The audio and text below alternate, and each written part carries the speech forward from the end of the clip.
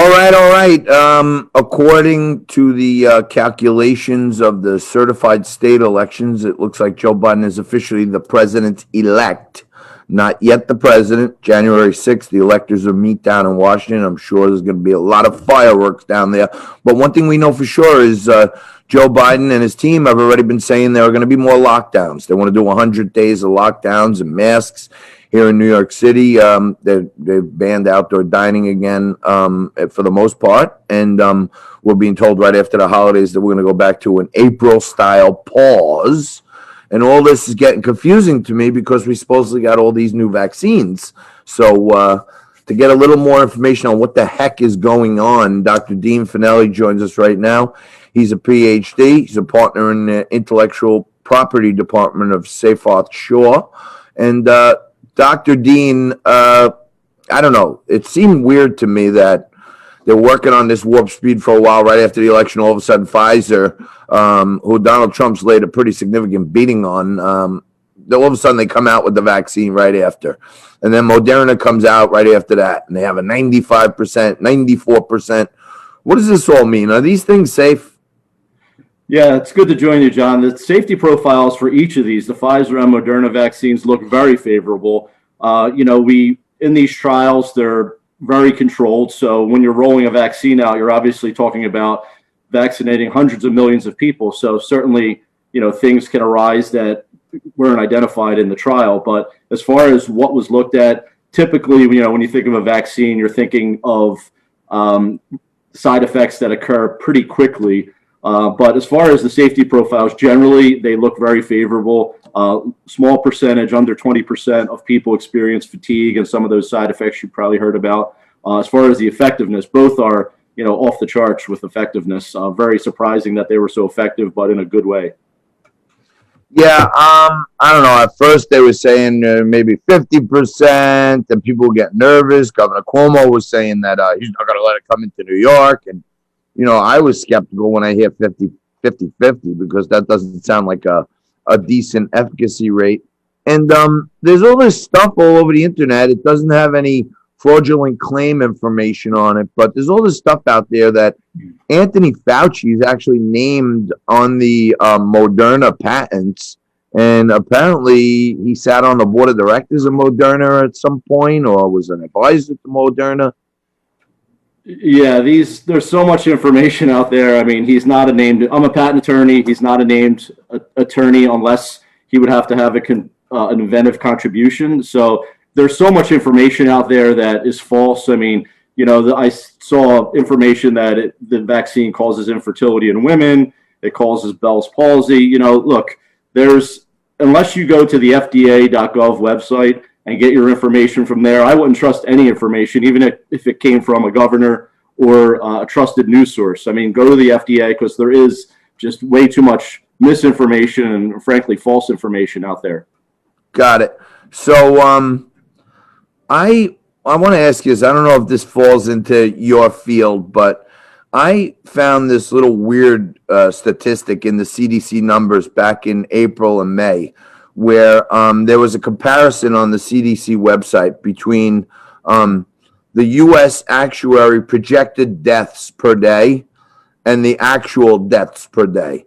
And through the whole COVID thing, there are only like 11 days in this year so far where more than 100% of the deaths per day were recorded, and they were all back in April, right? Mm-hmm. So it seems like right now, as of yesterday, this is from the CDC, I think they recorded around 2.5 million deaths in America, and the projected average, the mean over the last 10 years has been like 2.7, 2.5, 2.7.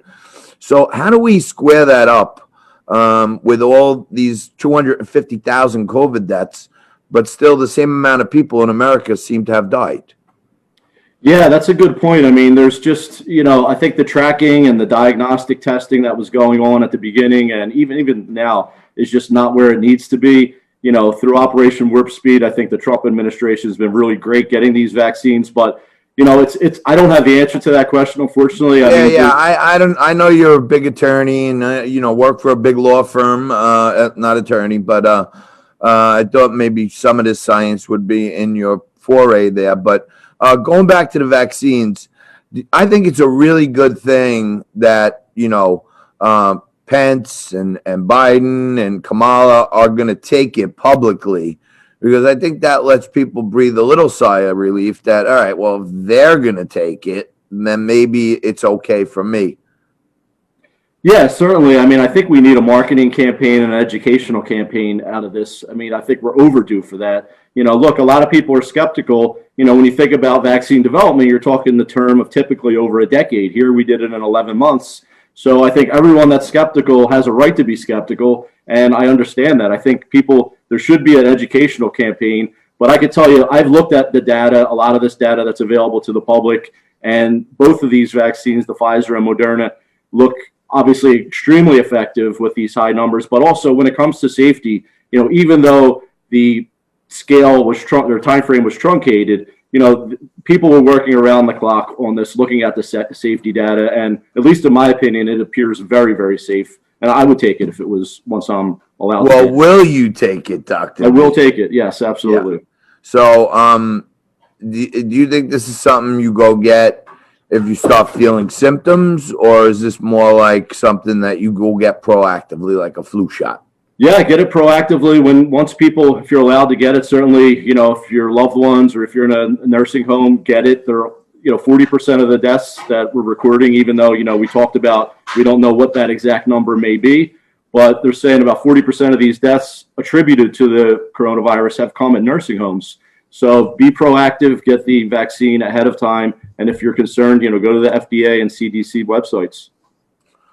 So this isn't like a cure vaccine. It's not like if you get it, I mean, I guess if they give it to you, but it's more of like a prophylactic.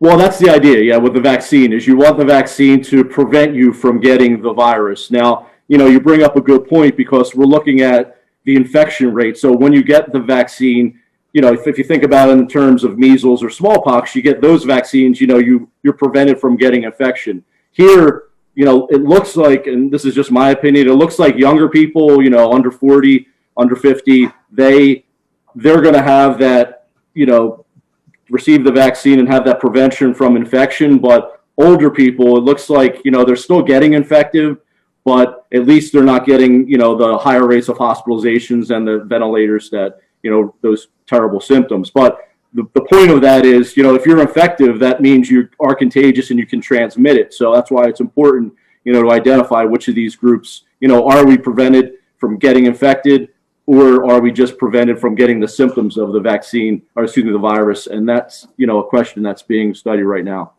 So is this, I kind of made this, colloquial observation on my own that a lot of the states are guiding their lockdowns based off of infection rates. They call it, infection, right? You're infected. I think it's a positive case rate, first of all, but isn't part of it that they're giving away these flu tests for free? So if you want to get a line somewhere, give something away free, right? So you got a lot of people who are asymptomatic who are just going because, hey, what the heck? It's free, right?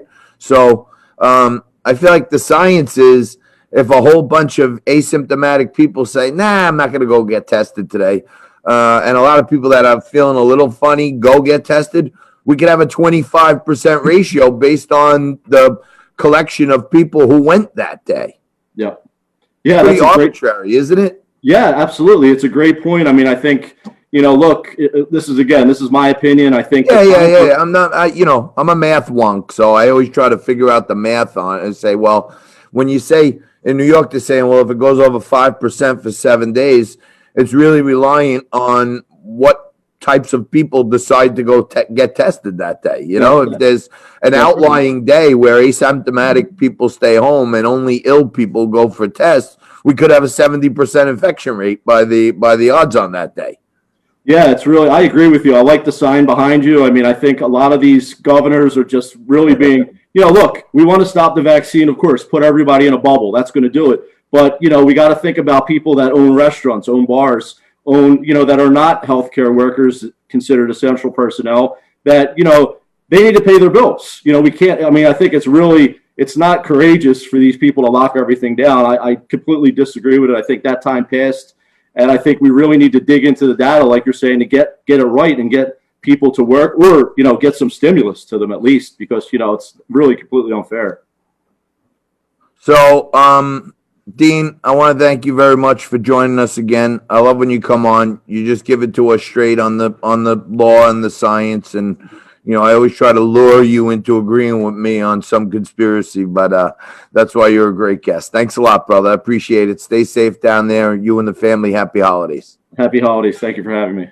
Dr. Dean Fanelli, Intellectual Property Department of Seyfarth Shaw LLP.